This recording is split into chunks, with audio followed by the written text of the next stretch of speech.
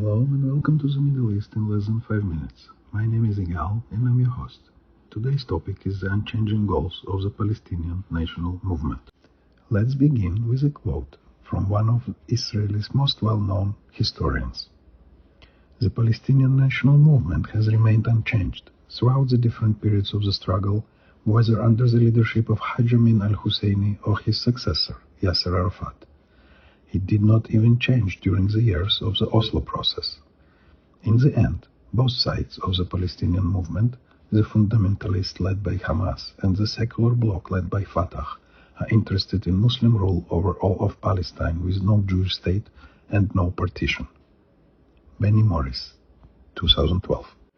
Benny Morris is one of the so-called New Historians of Israel, a group that re-examines the founding of the Jewish state using newly declassified documents. Like Ilan Pappé, Morris was initially critical of aspects of Israeli policy and sympathetic to the Palestinian cause.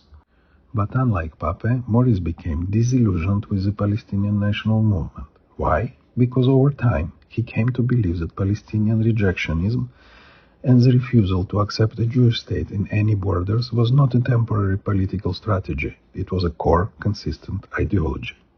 Let's take a brief look at the leadership of the Palestinian national movement and how its goals have remained consistent. Haj Amin al-Husseini, a Grand Mufti of Jerusalem in the 1930s and 40s, known for his collaboration with Nazi Germany, broadcasting propaganda and recruiting Muslims into SS units, opposed any Jewish immigration to Palestine, not just statehood but presence.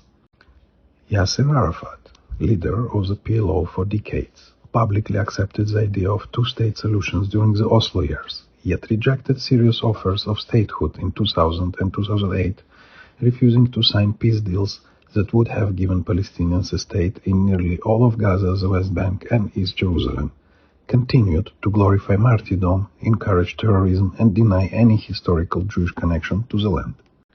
Hamas and Fatah today.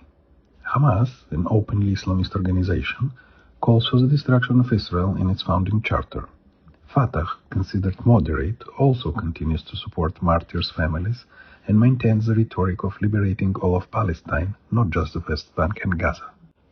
Let's connect this to the consistent rejection of peace offers.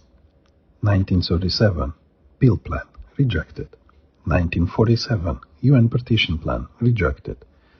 1967, Khartoum Conference, 3 no's, no peace, no recognition, no negotiations. 2000 Camp David, Arafat walked away. 2008 Olmert offer, Abbas never responded. 2020 Trump peace plan, rejected before reading. The pattern remains unchanged. It's not about borders, it's about existence. Benny Morris' shift is telling. He started out as a critic of Israel policy, sympathetic to the Palestinian narrative. But the consistency of Palestinian leadership's refusal to accept any form of Jewish sovereignty led him to a harsh truth. This is not a conflict over territory. It is a conflict over existence. Until the Palestinian national movement accepts a Jewish state in any borders, peace will remain impossible.